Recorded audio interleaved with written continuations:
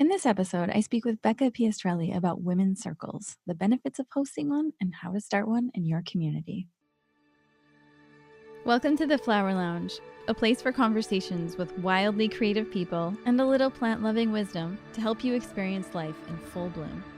I'm Katie Hess, flower alchemist and founder of LOTUSWEI, and I believe in a world where we're all living at our personal edge.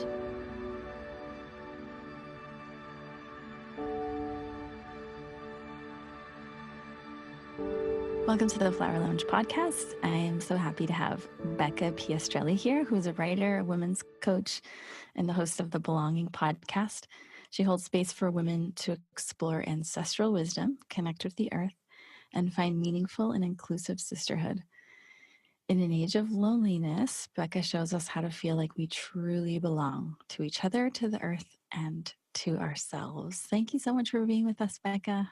Yes, it's such a pleasure. We had a few missed starts, so it's nice to finally be together and have our schedules align. Right.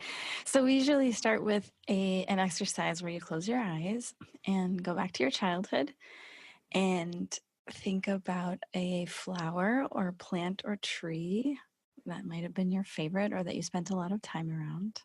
And then reflect on the words that you would use to describe that flower or botanical. And then whenever you're ready, open your eyes and share what you were up to, what your favorite was, and the 3 words you would use to describe it. Beautiful. It's an oak tree that was in my backyard of my childhood home before they built suburban homes over it and removed it. And it felt big in a cozy, comforting big. And familiar and safe. Nice. Because what we find is the way that you describe your childhood favorite will describe how you bring your greatest gifts into the world. And so big, cozy, comforting, familiar, and safe. That's a cool trick right there. Does that sound like you? Yes. Cool. Absolutely. Okay, so I wondered if you wanted to talk about, I know that you have a women's circle, and one of the things that you really put a lot of energy and focus into is sisterhood. So I wondered if you wanted to just start off by talking about the circle that you lead and what you've learned from that. Sure. Yeah, I like to start this by saying I didn't have a lot of toxic models of relationships with women growing up, but I had this models that most of us had in popular culture and media, which was women can sort of not be trustworthy with each other, or, the cattiness or the betrayal, or they fight over a man, or, they would secretly talk smack about each other behind each other's backs. There was sort of that presentation of female relationships for me growing up in the collective. I was also in Girl Scouts and had a wonderful mother as a Girl Scout leader and had beautiful relationships. But in general, I felt confused by what it meant to be in intimate, safe, non-judgmental, compassionate relationship with women.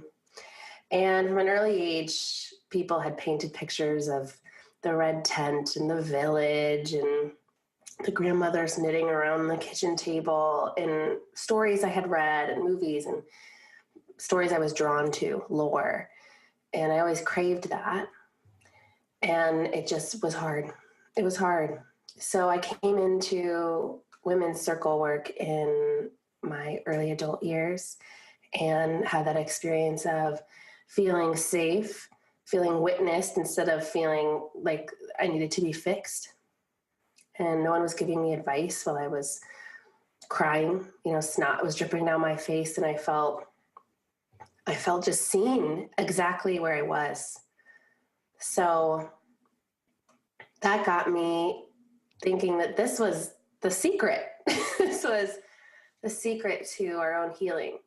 This idea that we're sovereign beings and that we don't need to be fixed, that we are on our own healing path. So I sought out circles as much as I could.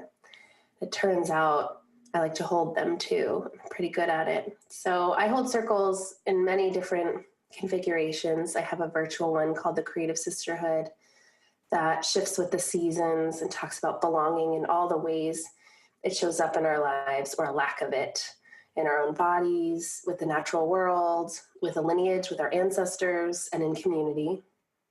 And then I also lead ancestral pilgrimages to sacred sites around the world. We go to Ireland in 2 months, where it's not a solitary experience, it's a collective experience. We are all called to these lands in some way, and we are all gathering together in circle, no hierarchy. We are all sitting, and I am sitting with them in circle to process our experience and our healing together. And then I host some at my home, and then I am a part of some where I'm not holding them, I am being held, because that's a really important part of circle. I want to honor my teacher, Jean Shinoda Bolin, who wrote The Millionth Circle. That is an incredible book. I highly recommend. It's a quick read.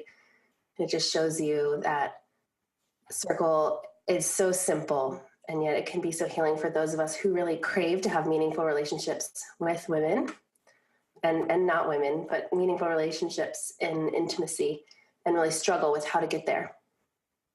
What's the role of compassion in women's circle work? I think in women's circle work, we are all mirrors for each other. And so a lot of times there can be that moment where a woman is doing something or being something that can give us a charge, give us a moment of judgment, give us a moment of, ooh, I see that in her because I see that in me, and that makes me uncomfortable. And so compassion is this entity that I believe must constantly be invoked into the space as we all work and heal through these moments, to recognize, oh, I'm feeling a charge, I'm feeling triggered, I'm feeling something, witnessing this in another woman or in myself. Can we have compassion for this experience because we're showing up to it? I think it's easy to say it's a 100% compassionate space. It's like, no, actually compassion is brought in over and over again. Compassion is the medicine brought in for us to work through that shadow part. Yeah, so when we were we did our first retreat in Costa Rica last fall, and it was so nice because we'd sit in a circle, and every day we'd sort of check in with each other, and it was so wonderful because we didn't actually do any like verbal processing of whatever was happening with each person. We just had like a daily sort of check-in where each person got to say like, here's what's going on with me. And it's such a nice feeling to just sort of express where you're at and not get any feedback, like zero, like just be in a quiet, and the next person, because then you know that you're listened to. And like you said, you've been heard, you've been seen, but there isn't anything that needs to be fixed or advice or chatted about or me too, or I've felt that. It's just sort of like, seems like very non-productive. So I wondered if you wanted to talk about that at all, like how you're talking about the role of not being fixed. There's nothing to be fixed, that it's okay to just be where you're at, and that the method of just allowing that to sort of reverberate in the space can be healing in itself. Do you want to talk about that? I do, because it's one of the hardest things for us to unlearn the idea that our value, our worth in relationship and community is by what we can provide in knowledge or experience or wisdom versus our pure presence. That can be really hard, particularly for women who are traditionally caretakers and have to give or know or be available in some way in order to be deemed valuable or worthy of love. So this concept to simply be seen and be loved exactly where you are, no matter what's happening for you, is harder than you think it is, but it's a practice. And it comes over time. I remember the first time I was in a women's circle, and it was 2 minutes where the other woman could say anything, and I had to keep quiet, and I could hold her hand, and I had to just listen. Empty presence, this idea of emptying out any sort of urge or plan of what to say next, or any sort of memory that came up that I can relate to let it float away like a cloud. And then also for me, this is a big one, to not react with my body or my face. You know, that face, I'm making a face with you right now, like, you know, all these faces to, and I was asking myself, why do I have such an urge to do that with another woman? And I think it's to show empathy, right? To show I'm with her, but I'm also making it about me a little bit. And so this practice of witnessing, of not giving advice, of just seeing and being with another woman in this space is such medicine for both women, for both people in the space, for us to remember that our presence is so deeply healing for ourselves and for others. Yeah, I mean, ultimately, that's pretty much all it comes down to, right? If I remember when my grandmother had a stroke and my stepdad had fallen and hurt his back and he couldn't move, and so I flew to be with her, and I took care of her along with my auntie for several weeks. And I remember thinking that there was like no greater gift than presence. And you kind of get that sense too, like when someone's having a baby or when someone's passing, it's like there's nothing to say, right? Like there's nothing you can say in that moment that would sort of like cherry on the top. You know, it's just like like holding a vast container of presence. It's like the greatest gift that you could offer someone. So what tips do you have to give anyone really about like really deepening into your own presence as you're listening to someone and resisting the urge to say something back? Yeah. Well, the first thing I invite people to do is when they're with a friend or in sacred space or not, like on the street, before is to say, what do you need of me? Do you want me to just listen? Or are you looking for reflections or advice? And it's up to the person to answer. So assuming they say, I just want you to listen. Can you just listen? Okay, great. So now you know that like what is asked of you. And then it's breath, to notice in the space if there's like an urge, and I just feel it in my body, right? It sort of starts in my belly and it moves up, and it's like it moves into my throat and it wants to come out, and it's just breathe it away. And also the eyes are such a powerful tool for presence, right? To notice if you are starting to feel like your eyes are moving away, to find the point on that woman's face, usually her eyes or her mouth, to really bring you back. It's like a golden thread, a tether into her heart, her soul, her truth. And be gentle with yourself. I've had so many times where I walk away and I go, ooh, I wasn't fully present for her. And that's okay. I'm working on this. You know, we all are trying to unlearn some pretty deeply rooted messages around our value. And can even women be trusted? There's so much we're working through in this presence work and these witnessing work, in circling with women and being in meaningful relationship with women, that I think we need to be gentle with ourselves as we navigate this. And then just think about 10 years from now, 15 years from now, how powerful your presence will become for yourself and for others. Yeah, I think oftentimes the less said is more powerful, right? Truly. And the bit you said about caretaking elders, or when they're on their deathbed, and or even in moments of grief. I've just recently gone through a miscarriage, and I had a lot of people say, I don't know what to say and I don't know what to do. And I would say to them, I don't need that. I just need you here. But I think that's so interesting, because then I, in turn around, I'm with a friend in grief, and I go, I don't know how, and it's just breathe and remember that our whole selves, including our ancestors standing behind us, and this moment is a greater gift than the right quote or phrase or thing that grandmother told you, whatever it is. Presence is the primary medicine of that moment. Mm-hmm. True. And how do you, when you're leading circles, for example, what are maybe some ways or approaches or methods? And we can think of it in terms of you're in a circle with women, or maybe you're just talking to your girlfriend. How do you get people into a space of authentic truth versus superficial stuff? So I have questions. And these questions, again, come from the book The Millionth Circle by Jean Shinoda Bolin. And she's had a circle for 20 years. She put up a flyer in Whole Foods that said, I'm looking to circle with women. And they stuck together for 20 years. I think it's so powerful. That's such commitment. But the questions are, how am I doing really? How am I doing, underline, really? Mm-hmm. And I think that's a really good question because it's bringing you to this moment. How am I doing? Not what happened, what's going on, not even how are you, which is such a hard question to answer. How are you?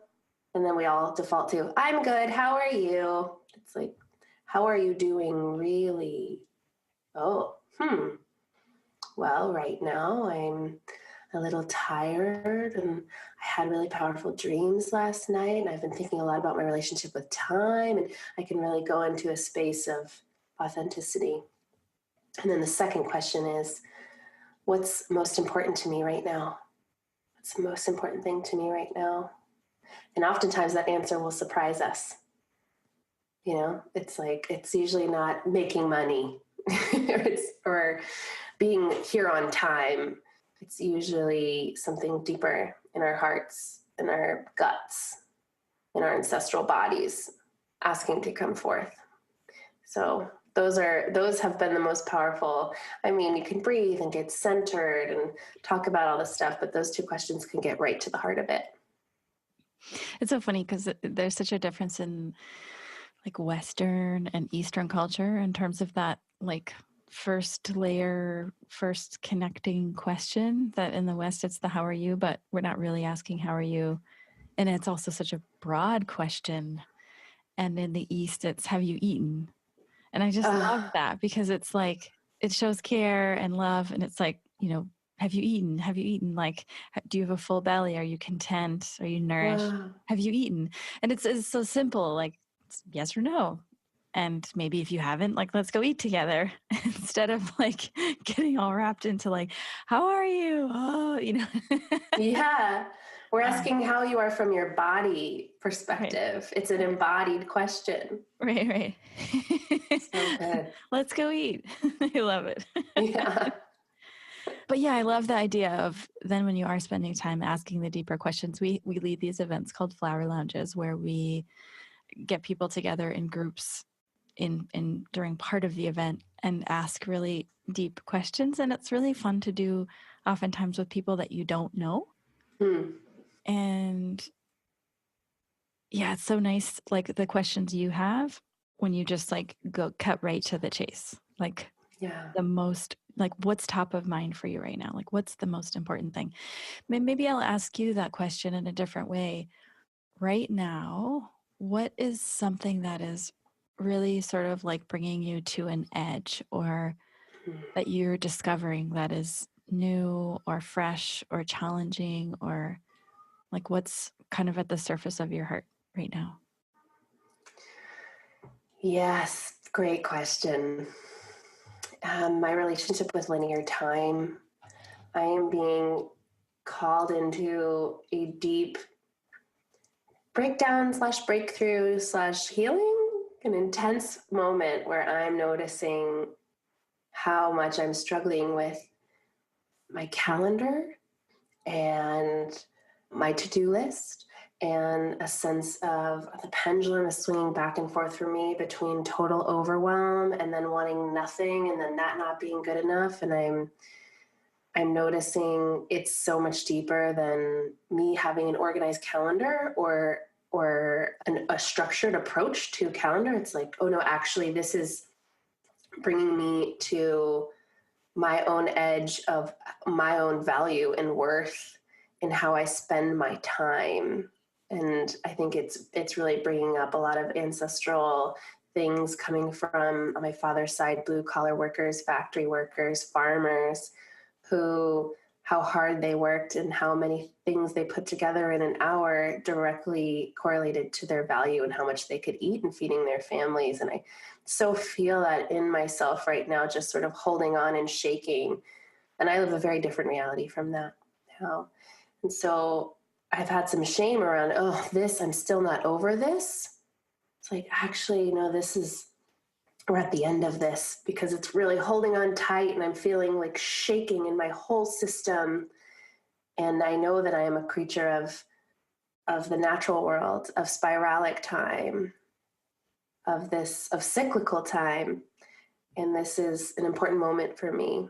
So that is very much present in my space. Do you mean like, so when you say that, it's really a time issue, or it's more like what you do with that time, like doing versus being?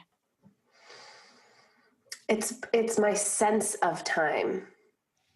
And so, yes, it is what I do. I actually don't think it's what I do. It's how I view it. I find myself having a great day where I've had moments for self-care, and I've checked in on my communities, and I've talked to friends, and I've also written content, whatever it is, for my business. And I still have this nagging feeling of being a failure, of not doing enough. And so that's where I was like, well, what is my sense of time here? What is my sense of failure? What is my sense of deservingness around a day? So it feels like time is the delivery mechanism, the catalyst for this deeper understanding of my mindset around how I am to spend my life. If that makes sense. Yeah, I think it's a great question. Yeah. It's something it should be a daily question. Yeah. Not necessarily. I mean, you can use the patterning around failure to give you like a push. Yeah. Like, am I doing right now? What's the most important thing for me to do? Is this according to my values? Like, is this the impact I want to have? Is this the conversation I want to have? I'm looking, I watercolored questions next to my desk, and I'm supposed to look at them. What would make this day a good day?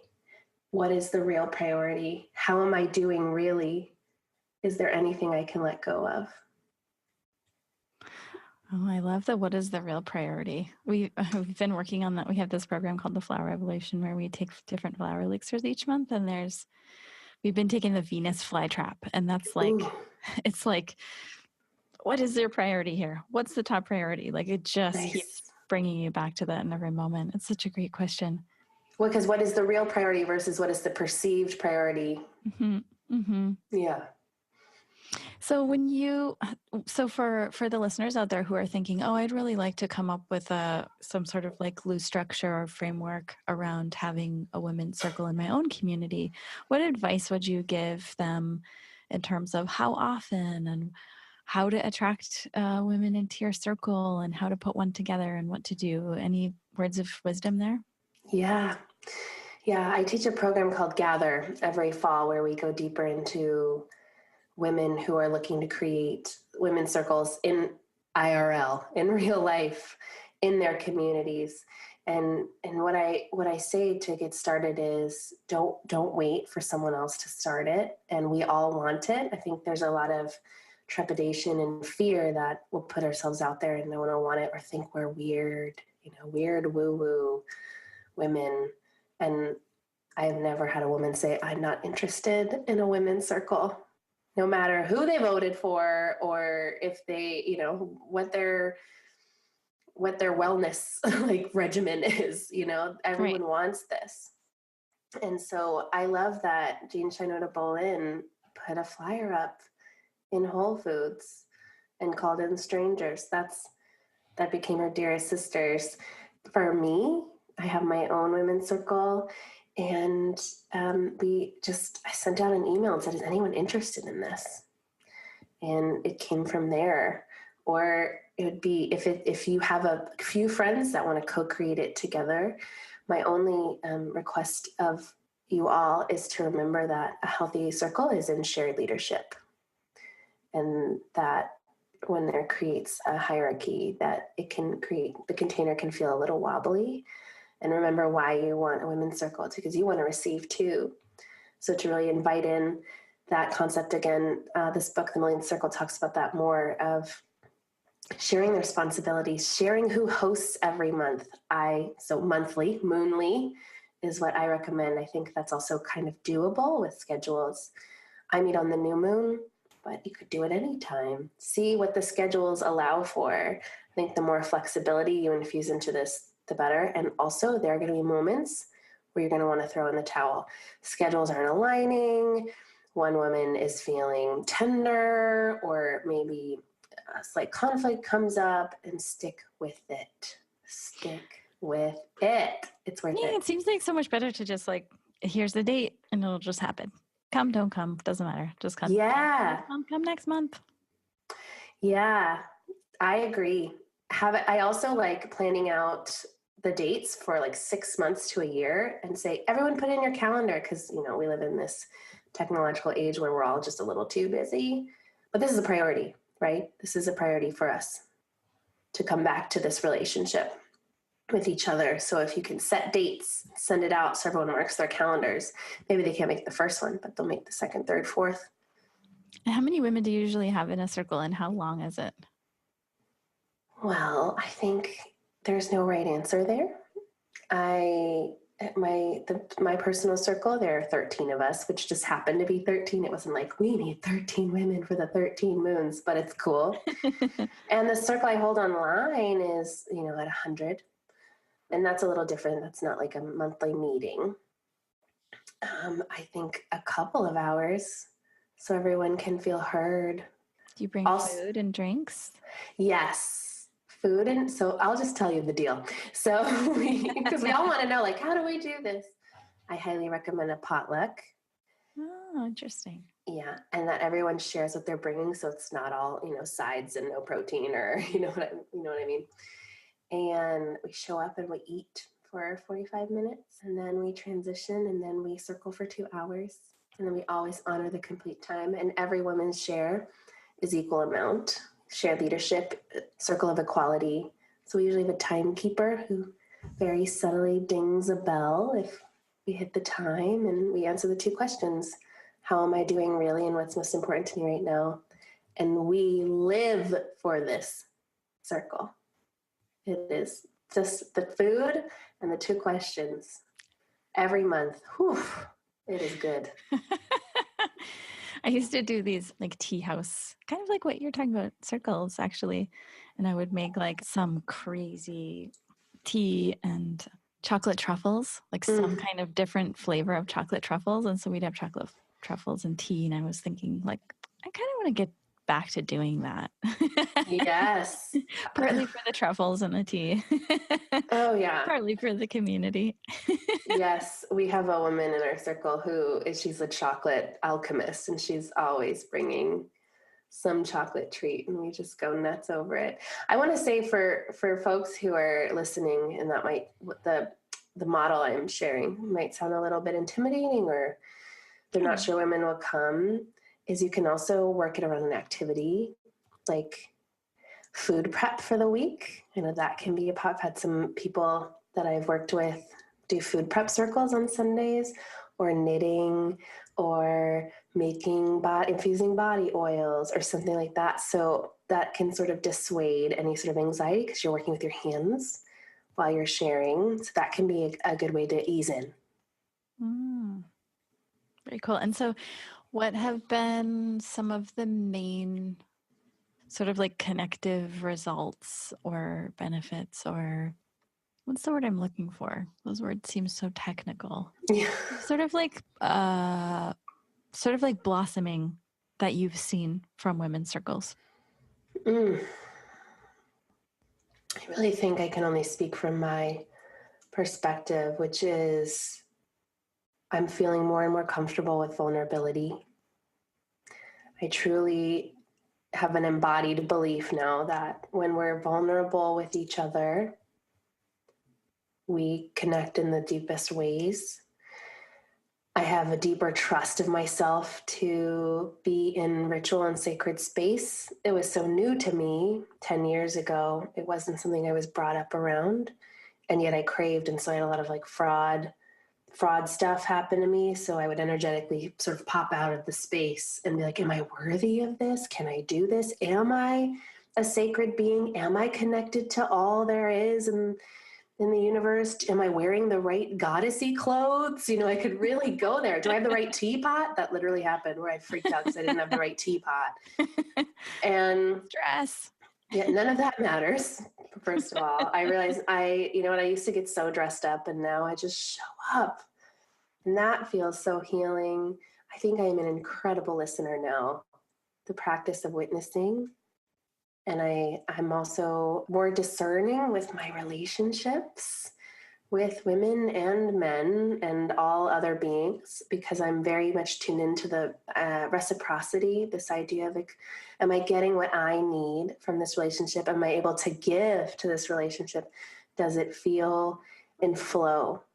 Because I, in my own desire growing up to feel belonging, I really have struggled with loneliness my entire life, and I'm not alone in that. I would sort of take on a lot of friends, spread myself really thin. I'm an extrovert by nature and a Leo sun. And what happened was I wasn't present for any of them, and I was very depleted. And so the practice of circling has gotten me to understand what I need and what I can give, how I can be in integrity as a friend, as a sister, as a partner. I love that. So just in sort of wrapping up, what would be any words of wisdom or advice, or just like something that would naturally spring to your heart in this moment about sisterhood, about belonging, or connecting with other women or women's circles? Freestyle. Yeah. I'd say in some ways, we've all been separated from our own sense of belonging by a lot of the systems we are alive and surrounded by patriarchy, by capitalism, by colonization, by the environmental Anthropocene of the way the planet is treated. And it is a birthright for all beings to get a sense of belonging in our bodies, in our spirits, to the natural world, to a lineage, whether that is blood lineage or not, and to community. And a lot of times I hear people say, like, I can't figure it out, or there's something chemically wrong with me, or you don't understand, you didn't have my mom, or whatever it is. And I honor everyone's experience, but I think to journey home to oneself, to walk the path of belonging is a courageous act, but it's so much better than the alternative of deciding we're alone, because we're never alone. The trees and the flowers and the rocks and the waters and the people around us who are in their homes thinking the same thing, we can all come back to each other. And I like to think of it as the long game. Life is short, but life is long. And we can take our time with healing these patterns. It's not going to happen overnight. But keep coming back to the plants, keep coming back to the practice of witnessing, keep coming back to your body, to your knowing. It's been a profound journey for me, and I've just begun. So, yeah. I hear that a lot, the phrase journeying home to oneself. What does that mean to you? Yeah. For me, it's about belonging, to feel at home in myself and in the world, to know myself, and also to know that I don't know myself, right? It's a greater comfort in all that is, with who I'm becoming and who I am and what I come from. And so the word that just feels true is belonging. Nice. Can I feel that I belong? That's the work. Awesome. Well, thank you so much for taking the time to be with us. I'm thrilled to chat with you. Thank you. If people are more interested in your work, can you share where they can find you? Yes, my website is Becca Piastrelli, Piastrelli.com. I'm the same on Instagram. And come check me out. Awesome. Thank you so much, Becca. Thank you. Thank you so much for listening to The Flower Lounge. I'm Katie Hess, and we'll be releasing a new podcast every Wednesday. If you like what you heard, or you know someone who might be touched by our conversation, share it with them. And don't forget to subscribe. To find out what your favorite flowers mean about you, take the quiz at LOTUSWEI.com.